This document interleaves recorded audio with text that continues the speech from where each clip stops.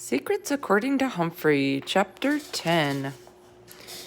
Whispered Secrets. Boing, boing, boing. Og greeted me when I returned to room 26 on Monday morning. Yes, Og, I had a very nice time, I replied. Sorry I can't tell you everything, though, because part of it is a secret. Og suddenly leapt into the water side of his tank and splashed loudly. Goodness, Og, what's going on? Mrs. Brisbane asked as she came over to check on his tank. Og quieted down a little. Of course, I knew why he was splashing. He didn't like that I was keeping a secret from him. Up until then, Og knew all my secrets, even the one about my lock that doesn't lock. He was feeling left out, and I was feeling very, very, very guilty. When my classmates were at recess and Mrs. Brisbane left the room for a moment, I had to talk to him. Og, I'll tell you the secret. On Saturday, Small Paul and Philippe came over for their secret club, and they made a board game from ancient Egypt, and I played too. But Tall Paul said if I told anybody, King Tut's ghost would come after me, I squeaked. Og let out a huge boing. But I'm not scared of a silly old ghost, I said. I crossed my toes because what I was saying wasn't true. Just because I'd never seen a ghost didn't mean there couldn't be one. Boing, boing, boing. Og sounded worried. And I'm not keeping secrets from you ever again, I told him. Boing, boing. You're welcome, I replied. A very happy-looking Mrs. Brisbane came back to room 26, carrying some papers. Get ready for excitement, boys. Some excitement, boys, she said. I knew she was talking to Og and me, because we were the only boys there. What, I asked. You'll see, she said. Then Mrs. Wright, the PE teacher, walked in. Mrs. Wright isn't a bad human, but I'd like her a lot more if she didn't have a big silver whistle hanging from her neck. Sometimes she actually blows that whistle, and when she does, my small, sensitive ears quiver and quake. Mrs. Brisbane, there's something very odd happening with some of your students, she said. Mrs. Brisbane looked surprised. What's that? They're talking nonsense and waving their arms. Something's wrong, Mrs. Wright said. Which students? Mrs. Brisbane asked. Oh, a lot of them, Mrs. Wright said, but not all of them. Whatever's going on, some of your students are being left out.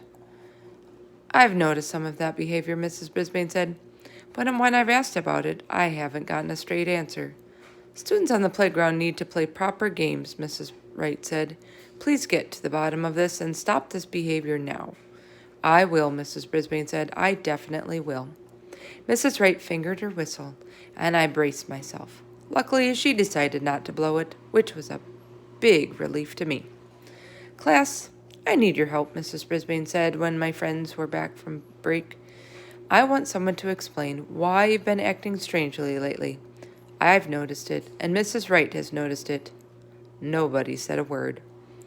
I've seen some of you doing these odd movements, and nodding, waving, and muttering strange phrases, she continued.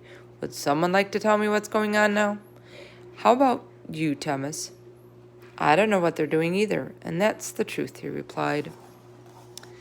I believe you, Thomas, Mrs. Brisbane said. How about you, Kelsey? Kelsey's face turned almost as red as her bright red hair. We're just being silly, she said. Mrs. Brisbane looked at Tall Paul. Then she looked at Small Paul. I know you boys will tell me the truth, she said. It's hard not to tell the truth when Mrs. Brisbane is looking at you like that. We have a secret club, Tall Paul said. It's kind of an Egyptian thing. I think some of the others have clubs, too. It's just for fun, Small Paul added. We have secret signals and things like that. Do you have a club, Phoebe? Mrs. Brisbane asked. Phoebe nodded. With Kelsey. The room had been very quiet up until then, but suddenly I heard someone sniffle. It was Holly. Mrs. Brisbane grabbed the box of tissues from her desk and hurried to Holly's table. Holly, what's wrong? I'm not in a secret club, she said. No one asked me. No one asked her? I was unspeakably shocked. Phoebe and Kelsey looked surprised, too. I thought you were in Rosie's club, Phoebe said. I thought you were in Phoebe's club, Rosie said. Mrs. Brisbane handed Holly a tissue. Please raise your hand if you're in a club, she said. Only 3 students didn't raise their hands. Thomas, Joey, and Holly. I wasn't sure whether to raise my paw or not. I wasn't officially in a club, but I knew most of their secrets. Joey looked at Thomas. I thought you were in the club with Simon and Harry, he said. I thought you were, Thomas said. Maybe we should start our own secret club. Joey grinned. Yes, and we'll invite Holly. I saw Holly smile a little bit through her tears. That's a nice idea, Mrs. Brisbane said, but I have a better idea. Get rid of the secret clubs. Now. Someone moaned. You see how hurtful it can be to form secret clubs and leave some of your classmates out, don't you? Mrs. Brisbane asked. I certainly do, I shouted. Even if my friends can't understand me, sometimes I have to squeak up. Mrs. Brisbane paced back and forth in front of the class. I can't control what you do outside of this classroom, but from this moment on, there will be nothing to do with secret clubs in room 26. Not a signal, not a silly word, not a glance. Do you understand me? She asked. My friends all nodded and looked terribly sorry. Secrets have their place, but they have a way of getting out of hand, Mrs. Brisbane explained. I know you all like Thomas and Joey and Holly, but you hurt their feelings. My friends looked even sorrier. I had another lesson planned for now, but first I think we should all play a little game, she said. No one seemed to be in the mood for a game, but when Mrs. Brisbane told them to put their chairs in a circle, my friends all did. Mrs. Brisbane wrote something on a piece of paper and folded it. All right. I've written a secret message on this paper. I'm going to whisper what I wrote in Holly's ear. Then she's going to whisper it to Simon, and you'll all go around the circle whispering the words you hear. You can't ask the person to repeat it. Just pass on what you think you heard. She leaned down and whispered in Holly's ear. Holly nodded and turned to whisper in Simon's ear.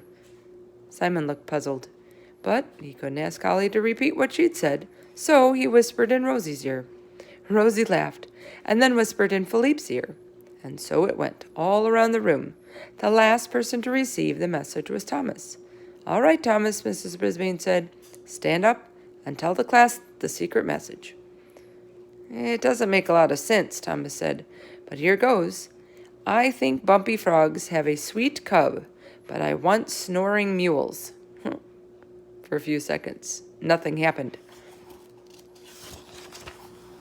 Then, suddenly everyone burst out laughing. I wasn't laughing because the message didn't make any sense. Why would Mrs. Brisbane whisper that to anyone? Thomas, here's the paper with the real message. Please read it, Mrs. Brisbane said. Thomas stared at it and then he smiled. It says, I think Humphrey and Og have a secret club, but I don't know the rules. We don't have a secret club, I squeaked, but no one could hear me over all the laughter. Boing, boing, boing, Og twanged loudly. Then Mrs. Brisbane called on all the students to say what they'd heard. I think Jumpy Og has a secret cub, but I want to know mules, Nicole said. Sophie had heard, I think Bumpy Og has a sweet club, but I go to school. Snoring mules had come from Harry, and Jumpy Og became Bumpy Frog when Kelsey passed the message along. It may sound silly, but Og is a bit jumpy and bumpy, and he is a frog. But I've never heard of a snoring mule. How could the message change like that? Tall Paul asked. They did it on purpose, Rosie said. But Mrs. Brisbane said that no one did it on purpose. This game shows how when we spread secrets and rumors, the words get fuzzy and the information passed along isn't correct. Unless you do want snoring mules. She paused while everyone giggled. I giggled a little bit too. I wanted to show you how secrets can get out of hand, she said. I know the last thing anyone wanted to do was to hurt anyone else. My friends looked serious again. Then slow down, Simon raised his hand. Mrs. Brisbane, can we play the game again? And they did. The day moved so quickly I was unspeakably surprised when the final bell rang. I moved to the front of my cage and squeaked goodbye to everyone. I was happy to see Holly walk out with Phoebe and Kelsey. And she was laughing. Philippe, Tall Paul, and Small Paul waited for everyone to leave and then approached our teacher. Mrs. Brisbane, I know you don't want to hear any more about secret clubs, Tall Paul said. That's right, she said. But in our club we made a version of an ancient Egypt board game called Sonnet. Philippe said, we thought it would be fun to share with the class. Mrs. Brisbane smiled. I think so too. Bring it tomorrow. In fact, maybe all the clubs will share their secrets with the rest of the class. The Flying Pharaohs looked pleased as they left room 26. Mrs. Brisbane seemed pleased too. Humphrey and Og, let me tell you something. In all my years of teaching, I can say that there's never a dull day. I know, I squeaked. I've only been here a short time, but I haven't seen a dull day yet. Which was true. In fact, I'd never seen a day where I hadn't learned something new about humans. Soon Mrs. Brisbane left, and the room was quiet again. It was just getting dark when I saw the door open. It was too early for Aldo to arrive, so who could it be? For a moment, I was afraid it was the ghost of King Tut, but it was Miss Mac. In fact, I could smell that it was Miss Mac, who was the best-smelling creature I'd ever known. "Hi, Humphrey and Og," she said. "I heard a lot of laughing coming from your room today." "They played a silly game," I told her. "It was fun, fun, fun." "Oh, Humphrey, I've been looking at different pens for my first graders. I haven't found the perfect one yet, except for you," she said. "And Og." "Boing, boing." Og thanked her. "So tell me," she said, "if I get another hamster, will your feelings be hurt?" I was silent for a minute. On the one paw, I didn't really want Miss Mac to get another hamster. I was afraid I'd feel jealous, the way I felt when Og first came to room 26. Jealousy is not a good feeling. On the other paw, Miss Mac's class deserved to have a classroom pet to teach them about other species and taking care of pets and, well, life. "I promise my feelings won't be hurt," I squeaked.